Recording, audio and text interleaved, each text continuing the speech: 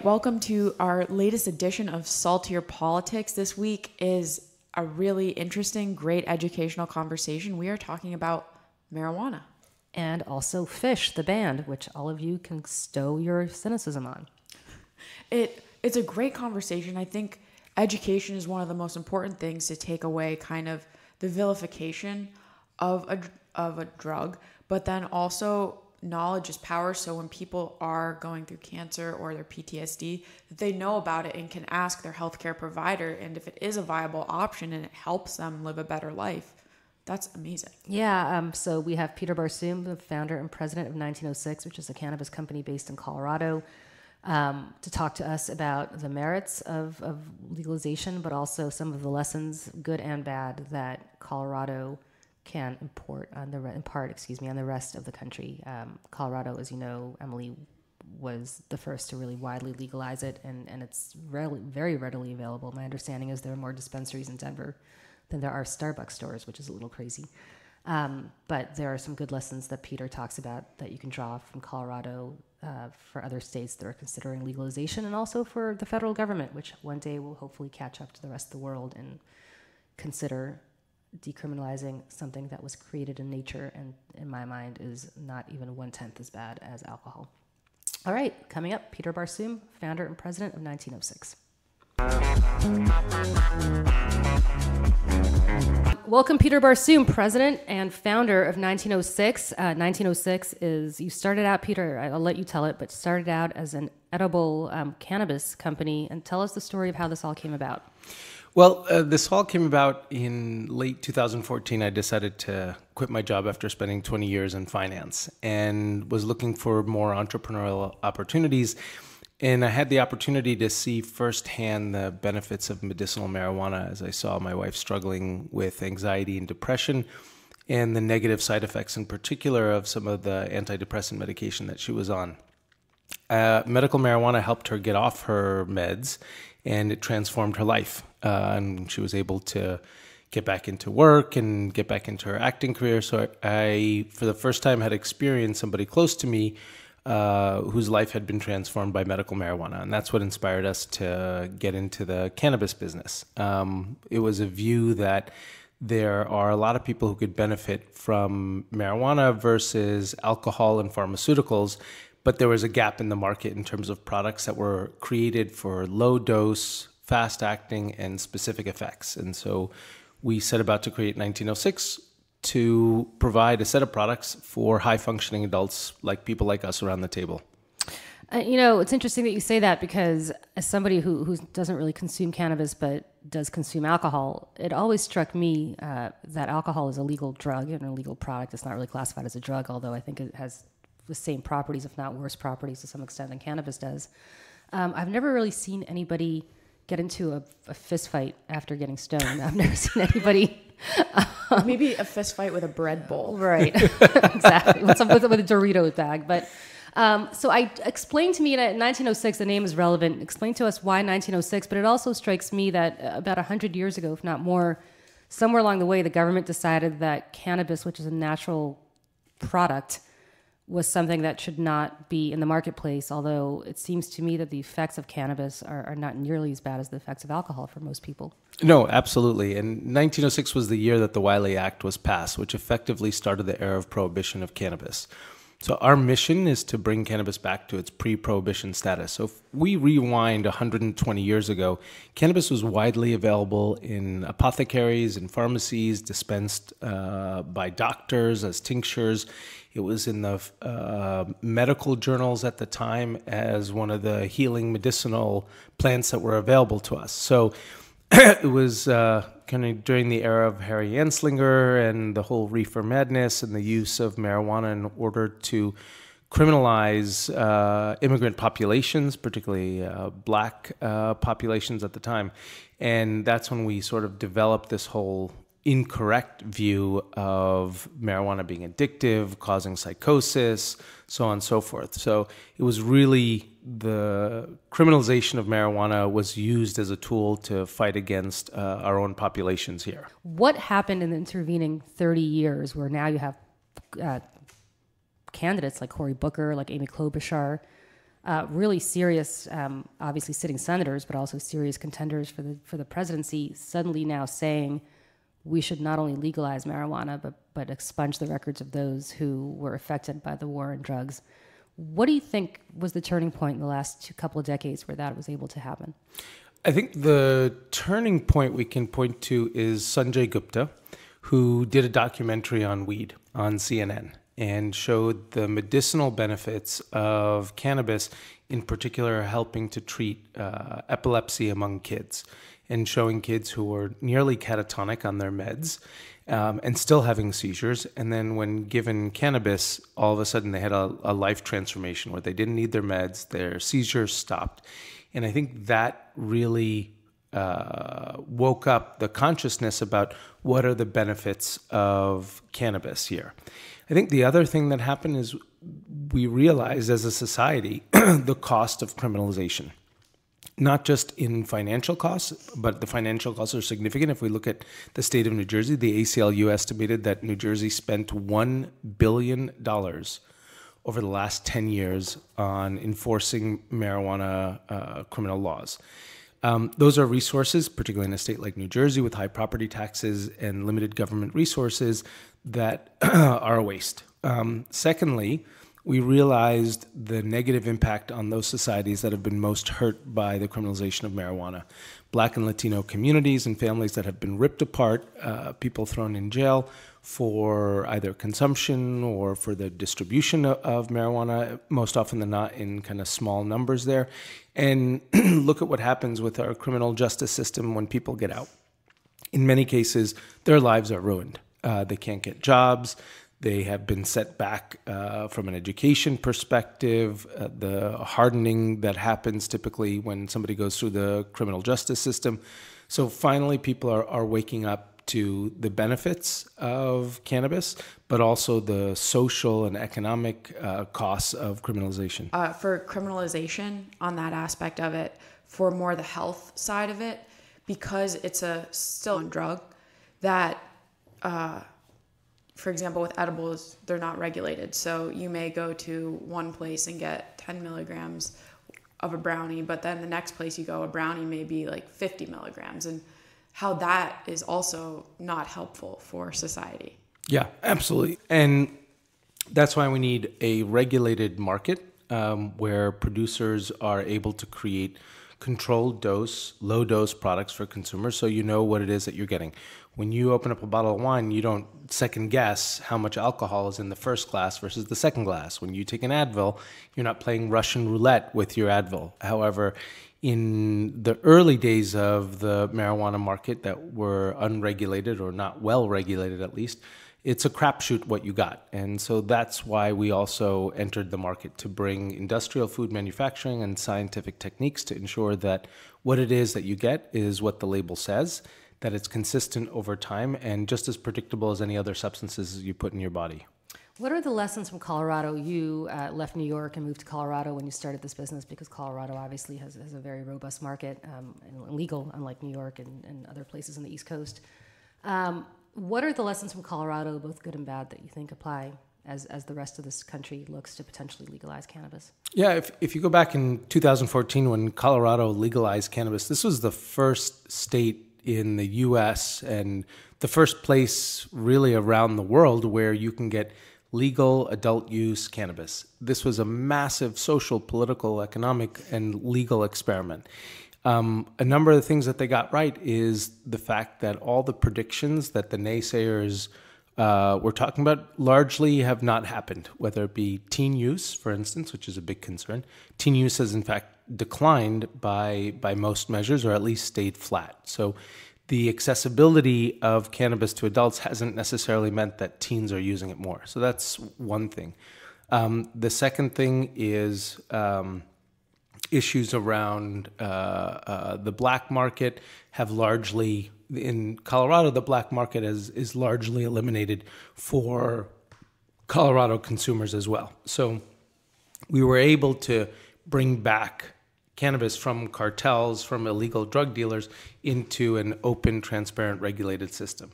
I think The nimbleness of Colorado and its regulatory structure over the last couple of years has also been a benefit in the sense that when products first came out, for instance, the dosing and the testing requirements weren't as stringent. Those have gotten better over time.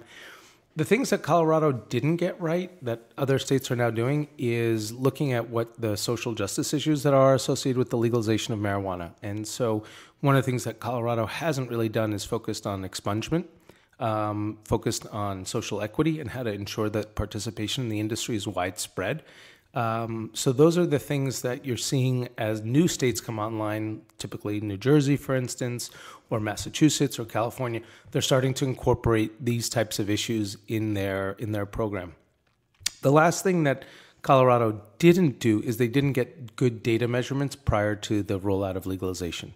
So a lot of people talk about increased incidence of driving while impaired, for instance. And by and large, it's believable that you're going to get an increase in driving while impaired as there's more use of marijuana and people are figuring out how it is that it affects them. And not having data beforehand is we don't really know what the increases were in either fatalities or in car accidents involving marijuana use. So it's good for states as they roll things out to be sure that they collect accurate data beforehand there. What's interesting to me is that there is a constant debate among people who are not completely opposed to legalization of some sort between decriminalization and legalization. And to me, decriminalization, you're talking about a black market and you're talking about trying to get rid of people on the black market. To me, decriminalization, all that does is really lead to a black market, right? Because what that now happens is you have the same people illegally selling the product. They're not going to get prosecuted for it, but the state derives no revenue from it. Absolutely no, it's kind of still in the shadows. And to me, in some ways, decriminalization, aside from the fact that it obviously prevents young black men at a higher rate from being locked up than they had been before, in some ways, it's almost worse than nothing. I mean, I don't know if you agree with that or not. Yeah, it's definitely not enough. Right. I'm not sure I'd say it's worse than nothing, but it opens up a whole Pandora's box of now you've got a lot more accessibility, but of product that might be laced, might have pesticides, not grown under appropriate conditions. These are psychoactive substances that we put in our body. They affect us physically, physiologically, and so it's important to have controls on it so that we know when it is that we're taking something which can have such a significant effect, that it's safe and healthy. And it's medicine. We don't decriminalize medicine. We legalize medicine and we regulate medicine. And the same approach should be taken with respect to marijuana. Just kind of going off the black market thing, I know in 2018, Canada legalized marijuana, but their black market is kind of really burgeoning because stores aren't able to reach supplies fast enough and the taxes are really kicking a lot of places' butts. So I guess that's also something. What have you seen? Because I know in Colorado, you said the black market is down, but Canada, the whole country as a whole, the black market's up. Yeah. Well, you got to look at it this way. Canada just legalized in October. So it's only been a few months. And the rollout of these programs takes some time. So as Canada as the Canadian LPs supply issues become nascent as they expand production, there's not enough stores out there for people to buy. So most people are only really able to buy through the government-run website.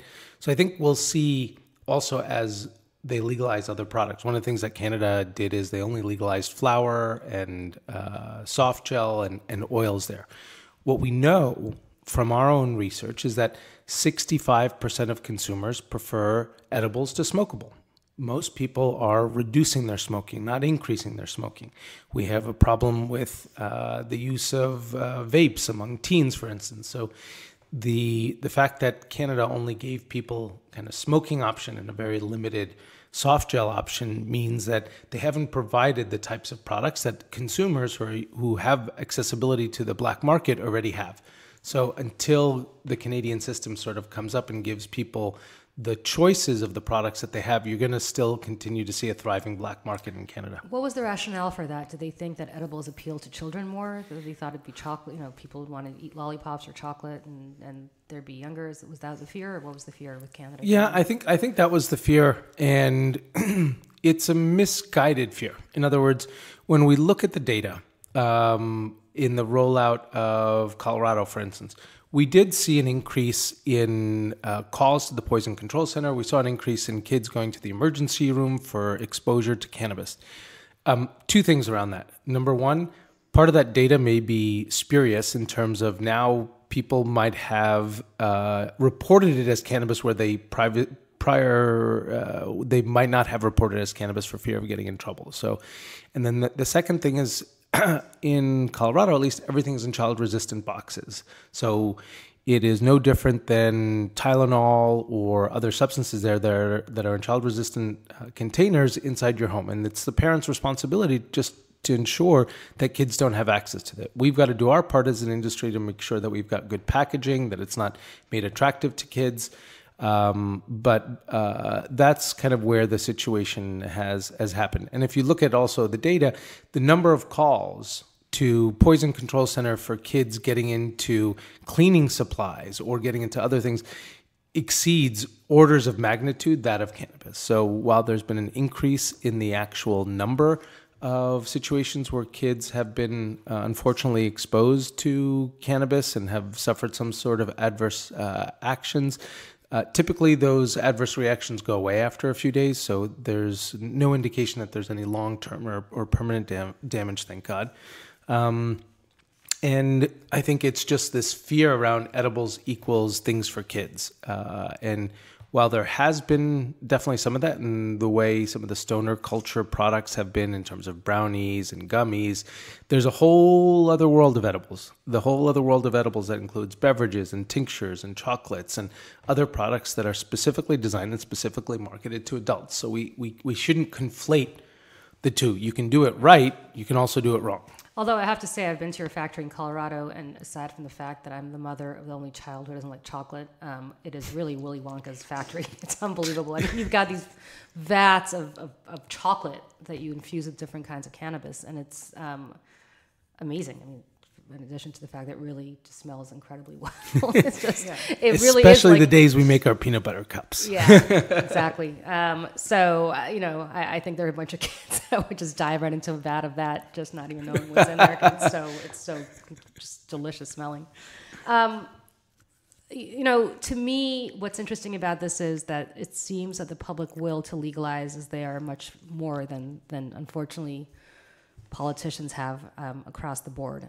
You do have members of Congress now and the Senate obviously saying that they support legalization, but even so-called liberal states are taking their time. I have a house up in Massachusetts, and I did a little research when I was up there. I'm in Western Massachusetts, which is like the People's Republic. It's as liberal as it gets, and even there, you need a medical marijuana card to even walk. They won't even open the door for you without a medical marijuana card. And Massachusetts has legalized, but it seems like it's not popping up for recreational as quickly as Colorado did. I'm not sure what the disconnect is or what you think about that. Yeah, Massachusetts has been a slow rollout. They've taken their time, which I think is rightfully so, while the voters voted in at the same time that they voted Trump in. And if you also just go back for a second on Election Day, the two winners on Election Day were Trump and cannabis. Right. Not in the same states, but yes. Yeah. Exactly. So it makes sense for places like Massachusetts to take their time and understand what the consequences are and ensure that there's local community support. You had in Colorado a situation where there was widespread medical marijuana stores and a thriving medical marijuana market. So it was a lot easier to basically take the medical marijuana market and use that to grow into the recreational pretty much in an overnight fashion. Massachusetts had a very small medical marijuana program, and they've been very strict about how to let adult stores and other things open up there. So I think it's just a matter of time. And 5 years from now, we'll look back and be like, okay, the fact that it took Massachusetts 2 years to roll it out is okay because they're doing it in a thoughtful way. Well, it's coming. Yeah, well, I'll wait for it. Well, what's interesting is cannabis-related job openings grew 76% in 2018. And then it said that the Bureau of Labor Statistics said that there are going to be more cannabis jobs than manufacturing by 2020. So I feel like that's certainly something lawmakers, and especially Republicans, I feel, can't ignore. Yeah. And I think it's even beyond that, because the consequences of a new industry have reverberation effects beyond that. So it's not just the producers and those directly involved in the cannabis industry. As you start to look concentric circles outside of that, you're going to have an industry that is focused on construction and building, because it's going to take more greenhouses, it's going to take more manufacturing centers. So there's a positive effect on the construction business. And as you go out further and further, there's a positive effect on marketing and packaging services, on legal services, so on and so forth. So we have an opportunity to create a massive new market, or transform a massive new market from illegal to legal, that we haven't had since effectively prohibition. And given how important jobs are to the Republican agenda, this is something that Republicans and Democrats alike should be totally in favor of. And if you look, for instance, back when Florida voted on medical marijuana, 71% of the voters in Florida voted on medical marijuana. My guess is if you asked the voters of Florida, is the earth flat or is it round, you probably wouldn't even get 71% on that. So Emily's from Florida, so she can attest to it's absolutely true. The nature of the state. I would say 71% would say it is flat. Let's talk about the whole gateway drug concept, because that's one that I think a lot of opponents of cannabis legalization constantly bring up. And so if you're going to have a joint, you obviously are going to be shooting up heroin within 6 weeks. Talk about the science behind that argument.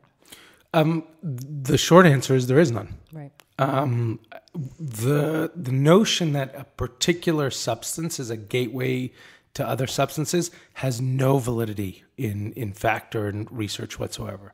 It's not the drug that's a gateway drug. It's often the drug dealers that are gateways to other drugs. So the criminalization, the putting it in the dark shadows, the fact that you've got folks who are, profiting from other types of substances, and they might be the ones who are pushing people to go from one substance to another substance, is the more likely fact there than it is anything that's particular to the substance itself. If you take a go bean before you work out, doesn't mean you're going to come back home and want to snort coke. There's just no evidence to that whatsoever, and that was a great way of demonizing the plant, during the reefer madness years. So when they talk about gateway drugs and regulation, it would be much better for a 17-year-old, I guess an 18-year-old or a 21-year-old, whatever the age of legalization is, to be able to go to a store and buy something that they understand is a true product, rather than knowing what something is laced with on the black market, as you said. Right. In the piggyback off you mentioned your go beans, just so the listeners know what they are. They're these really tasty THC CBD infused edibles from your company, but it says specifically on the box how much THC and how much CBD it has, which to your point, Julie, is really important. Yeah. Otherwise, you can end up in a bad experience. And nothing is worse than a overdose or taking too much cannabis. You feel like the world is falling. You can't wait to find the stop button, and you just want to get off that train. And so it's really, really important that everybody in using cannabis starts with a low dose and see how it affects their body before taking too much on. We've learned as adults now how to titrate alcohol. I know that 2 martinis affects me in a particular way versus 2 glasses of wine. And so we've learned through socialization, through our parents, through our communities, what is the right level and the right time for alcohol. And it's going to take some time for people to do the same thing with this new substance called cannabis. Speaking of cannabis, when I was at Fox for about 14 years, the running joke was that I was a huge Fish fan, and literally viewers would tweet me and email me about what a complete loser I am. I took you to your first fish show, or actually you took me to your first fish show in Colorado. I think it was last August. Was it the best experience of your life or just one of the best experiences of your life? It was definitely one of the best experiences of my life. You were so out of there after like the first hour. I turned around, you were gone. It was the community gathering of fish fans is amazing. Like, this is a community that I had never been exposed to, and the bond that brings thousands of people together for 3 days in Denver, or in some cases all around the country, people who are traveling there, is an amazing community that they've created. And for those fish fans who are listening, and the rest of you, I don't want to hear from you because I've heard from you for 14 years on this, but you are friends with one of the guys from Fish, right? Or he's an investor, he's a friend? He's a friend of ours, right. Yeah, Tom Marshall, who is the songwriter for Fish, and we had created a special edition amphibian bliss cups for the Fish show, which was a big success among Fish fans. I might add, I was totally geeking out when you introduced me to him. I could not be more excited, and it turns out his daughter went to the same high school I went to, and he could not be less impressed with me. It was like the biggest letdown. I was so ecstatic to meet somebody from Fish. He's like, yeah, good to see you. All right, next. Which was completely heartbreaking for me, who has spent probably all my disposable income in college following Fish around the greater New England area and blowing off my exams and otherwise living a life my parents would not want to know about. Anyway, I just had to talk about that because it was something that I hadn't gone to a Fish show, I think, since college. And you lit up when you were talking about it. I remember before you went, you're like, guess where I'm going? I know, and nobody else was impressed, but I was super excited. And I dragged a friend of mine who works at the New York Times. He was going to be there anyway, but the two of us are the only two people I think I know in my adult life who were ecstatic to be there. Nobody else seemed to appreciate the love that I bear for Fish, the band. Well, everybody else there was. Everybody else there was, yes. So you just need to find your community, Julie. I know. I might need to move out to Colorado or Vermont or wherever they all hang out. I know. Nobody on the Upper West Side of New York, apparently. Well, actually, Trey Anastasio, the lead singer of Fish, lives on the Upper West Side, and I see him on the street once in a while, and when I do, it takes every fiber of my being not to do what I did to your friend and completely throw myself all over him and tell him how transformative he was to my college years. And you just need to find that secret club of Fish fans on the Upper West Side. All the viewers here, email Julie, let her know where the Fish people hang out. Please do, because I've heard so much negative stuff about it, and hashtag you all suck, because I love Fish. Let's go back to your life and sort of how you said that you were working on Wall Street or in finance, and your wife, you'd met your wife, and she kind of opened your eyes to this. But that must take an inordinate amount of discipline, if not bravery, to give up everything you've known your whole life and invest everything you have in a completely new industry that has a lot of upside potentially, but also a lot of risk attached to it. Yeah, I think we were sufficiently crazy. Left New York after 20 years, moved out to Colorado, invested all the money I'd made in finance into starting up a cannabis business. And I remember at the time, I was fortunate enough to have a lot of people think, wow, that is a great idea. And to be very supportive. And we had early on investors that believed in our vision and what it is that we were trying to do.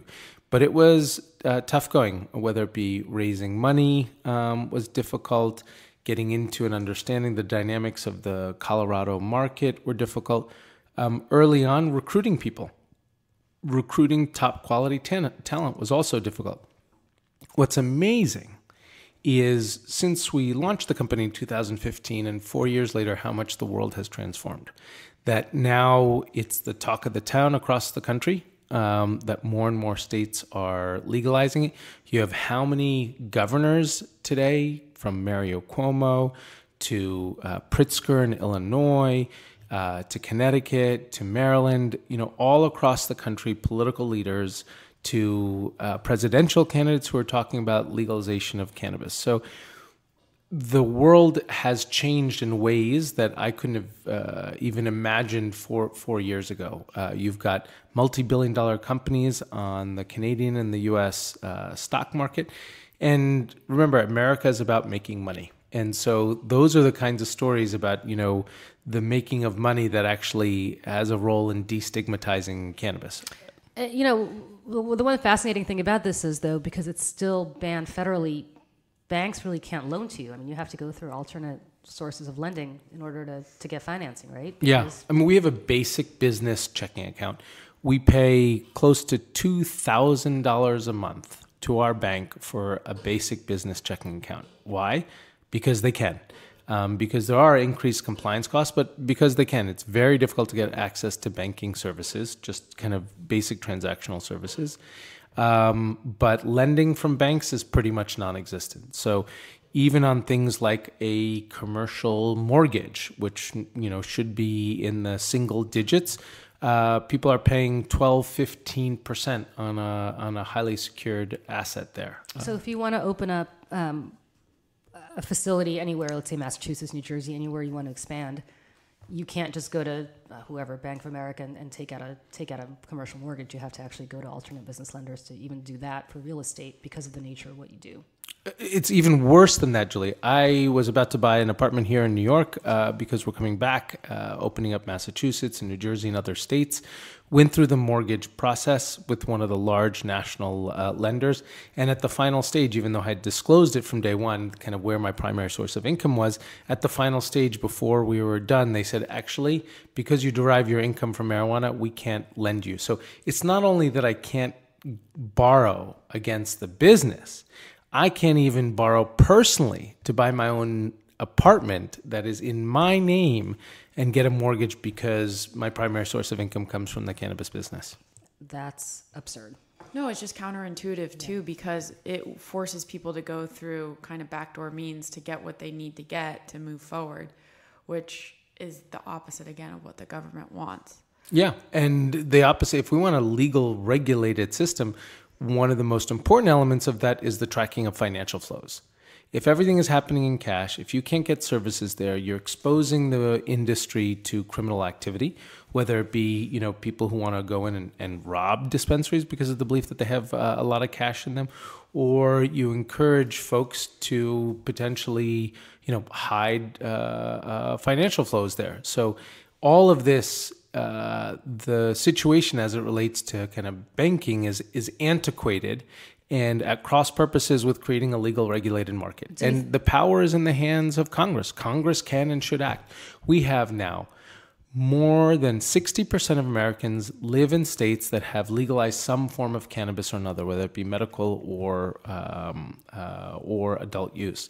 And so if more than half the country lives in states where there is a legal regulated market, what does it take for Congress to finally act? Well, you think this is Congress's plan to basically starve you and others of access to capital and therefore stymie the industry, kind of strangle it in its crib before it gets going, or you think it's just an unintended consequence?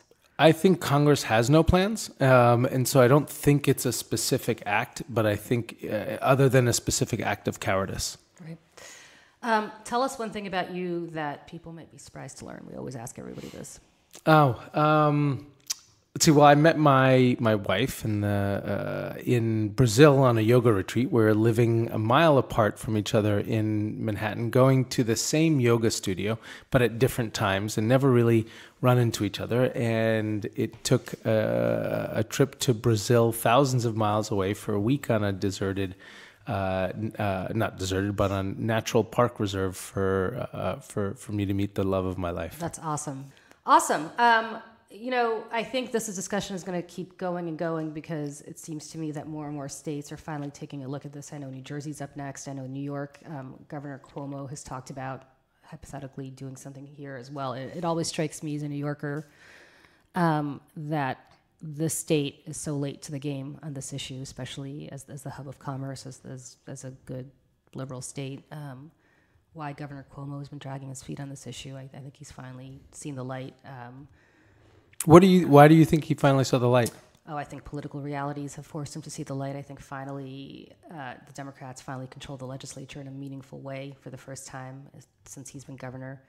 I think he has seen the writing on the wall with Alexandria Ocasio-Cortez and others getting elected, that I think he understands that this is finally an issue that that people in the Democratic base are paying, and not just the Democratic base, I shouldn't say it's just Democratic, that people are paying attention to because of the fact that it is about social justice, and I'm sure he wouldn't mind the revenue either. I mean, we talk about the fact that this is a social justice issue all the time. Politicians don't want to say they're going to balance their budget on what's a quote-unquote sin tax, but the reality is you can raise millions of dollars potentially. And should. And states have balanced budget amendments. They all have to balance their budgets. It's a great source of revenue, I think, and something that privately politicians talk about, but publicly they don't want to sort of say that they're doing it. But that's really a big incentive, I think, for politicians as well, for governors to balance the budget. And I think we're starting to also wake up to and realize what some of the other, in addition to the economic benefits direct in terms of tax revenue, what the other benefits are in terms of healthy outcomes, patient outcomes. So opioid use decreases. We have some data that shows that Medicare costs actually go down in states with medical marijuana. We have some recent data from a study that was done by Sue Sisley, who's one of the leading researchers on cannabis, and she did a study among vets with respect to PTSD, and that the use of medical marijuana among vets who have PTSD resulted in decreased opioid use. And interestingly, the second drug that we saw decreased usage of among veterans with PTSD was Viagra. Oh. So, okay. Yeah. That's interesting. We talked briefly about the fact that this may be a gateway drug in some people's mind. It's actually, based on studies, potentially quite the opposite, where people who are taking opioids because of whatever issues they've had, whether it's a stress factor or it's a PTSD issue, actually can use this product as opposed to having to take something much worse, whether it's Vicodin or other opioids, and certainly heroin, which becomes just a complete slippery slope to complete disaster. I mean, if anything is a gateway drug, what we have seen is prescription opioids are the gateway drug. No question. When people talk about the legalization of cannabis, they talk about the financial benefits, they talk about the criminal justice element, but I feel like what you just said is not something that people talk about enough. And yet you go to states, New Hampshire being a great example because it's always the first in the nation, so people constantly politically talk about the opioid epidemic in New Hampshire. That's not by accident. It's not like these young men and young women are suddenly waking up and shooting up heroin. It's because they had a car accident, or they broke their foot, or some injury took place, or some sort of psychological injury took place where they feel the need to get a prescription drug. And as you said, they become addicted to it. And that's what leads to the slippery slope of these people dying at an incredible rate. And I'm wondering if people... Maybe we should criminalize opioids. Maybe we should make them illegal. I mean, exactly right. How many people have died from cannabis?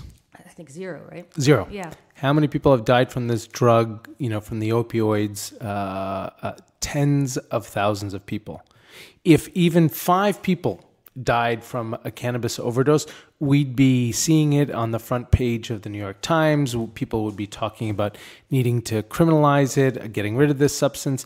We need to take a much broader look at what are the substances that are available to people, which things we call legal, which things we call medicine, which things we call illegal. And then you begin to see that there's no rhyme or reason to this. They're artifacts of our limited scientific understanding. They're artifacts of the political power that pharmaceuticals have, and they're artifacts of the fact that they're able to convince doctors that somehow opioids are good to give out. And so there's a massive education that needs to happen with respect to health practitioners as to the benefits of cannabis, but also some of the really harmful effects of some things that we call approved by the FDA. Well, and you just nailed it, because the pharmaceutical lobby is incredibly potent, very powerful, and there is no, you're starting to see an emergence of a small cannabis lobby, but it can't compete with what the power of the pharmaceuticals has been able to establish. Totally. No, but we're seeing how important conversations like this are, because again, it's taking away the vilification of the drug, because that is what has been so omnipresent for so long. But now the more people talking about it, one of my friends, she had 2 tours in Afghanistan and 2 in Iraq, and has really bad PTSD. And I know some veterans clinics that she went to, when she asked about cannabis, they completely were like, no, or were just against it. And it's the more people talk about it. And she finally did find one that she can get. And they probably prescribed a ton of opioids to her Right. to calm her down, which made her way worse. Right. And so, but when she did finally find one with it, it completely changed how she is as a human. So I just think conversations like this are important. And then when people start acting on them, but the more people have the knowledge, the more they can do something. Yeah, Emily, you're absolutely right. It is criminal what we're doing as a society to our vets who served this country, fought hard, and came back with really severe problems. And we're not addressing their issues. We're not addressing their quality of life. And we're denying them access to medicine. If it was my family member or my friend who was suffering from something, who wouldn't go? I would go to the ends of the earth to find some way to relieve that loved one's suffering.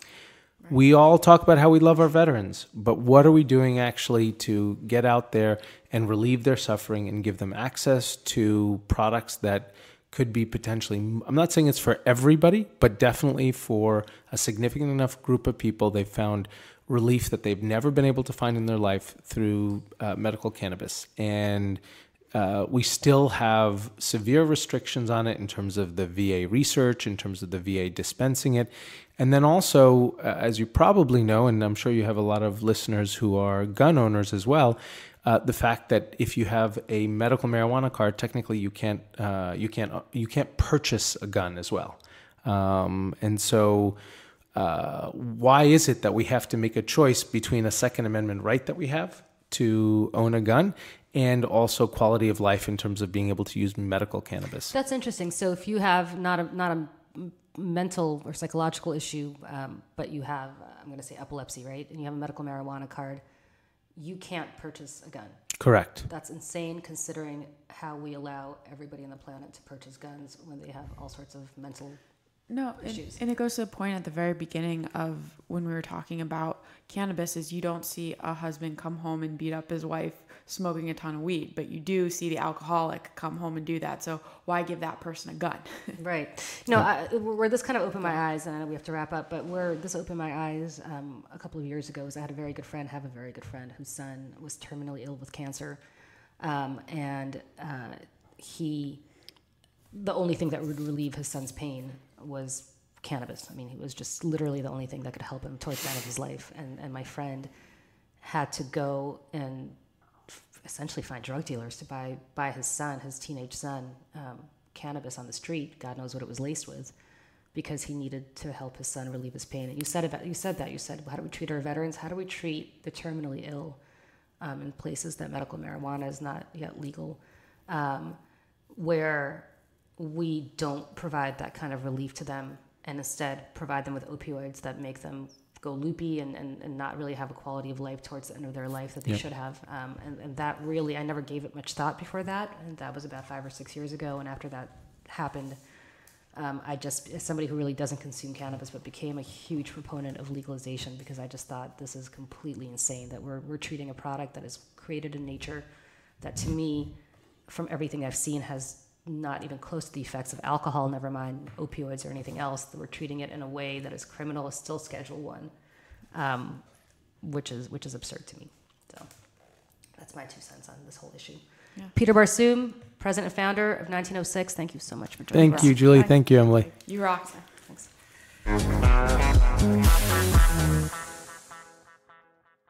This is quite a week, Emily. I've got to tell you, I think this is the week that everybody focused on all the wrong things, as always, thanks to the lovely social media platform of Twitter and cable news. What's making me salty is that this whole Juicy Smollett, I don't even Juicy told me how to Jesse.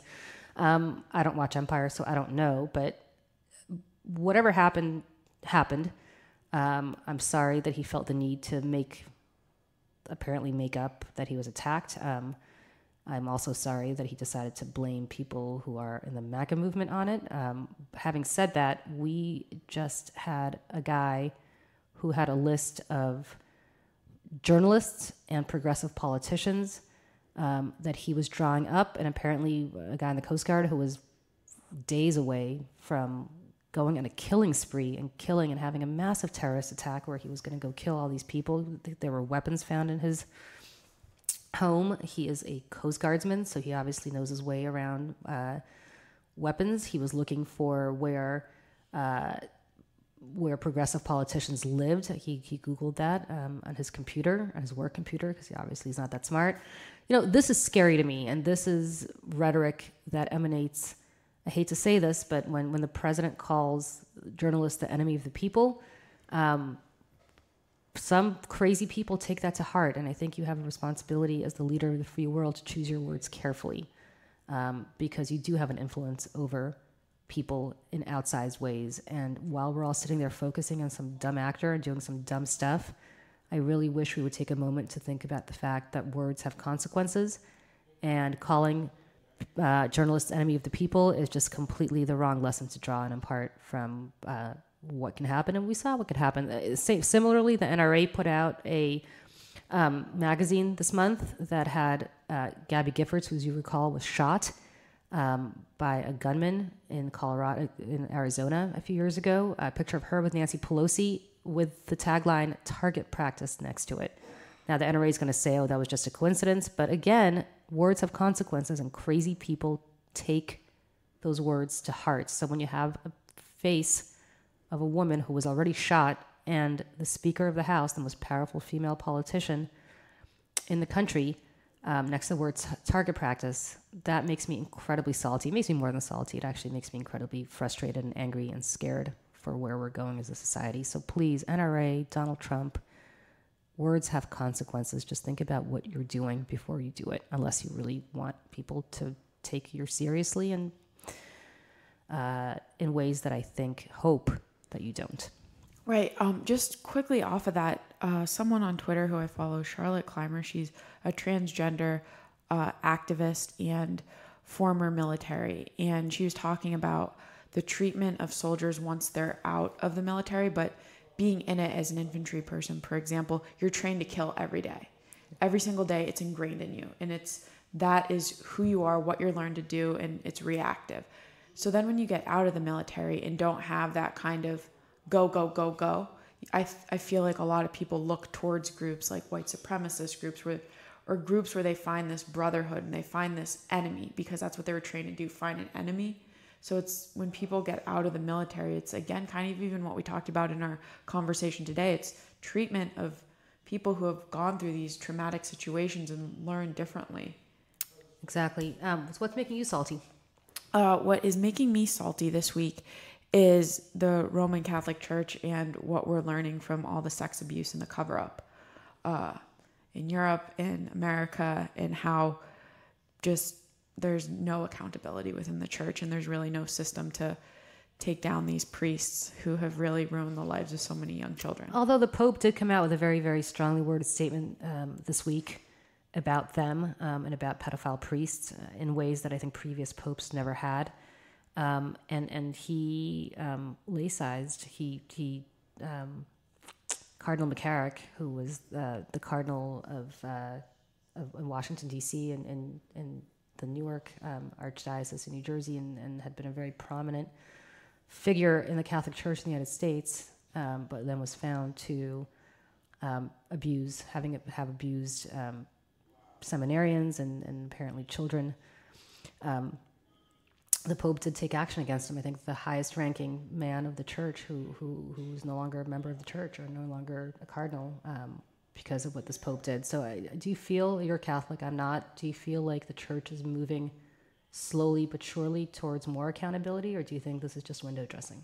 I think it's window dressing because, okay, a statement is one thing, but actual change, I think now with social media and as globalization happens, more people are finding out and connecting dots, where it was a lot easier to not have patterns and not publicize things when you don't get information so quickly. Yeah, look, I will say again, we just had a conversation about cannabis and one has nothing to do with the other, but I will say that even in recent years, what the church has done has come a long, long, long way from what it had done under John Paul II, where they really just pretended this issue didn't exist. So right. I do have to say, the Catholic Church does not move fast. It is not an institution that is designed to move fast. They think in terms of millennia, not in terms of days or years.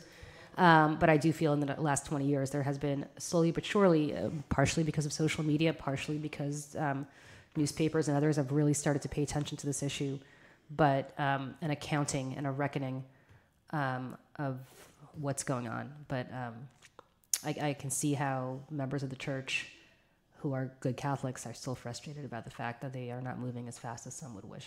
I agree with that. Agreed. And then I would just like to say one more thing. Our listeners may have heard new intro and outro and transition music. I'd like to give a thanks to Evan Donahue, a great musician, and you can find him on Spotify, but he made us a very unique tune. So Evan, you rock. Thank you. The music is fantastic. And everybody, we'll see you soon. Take care.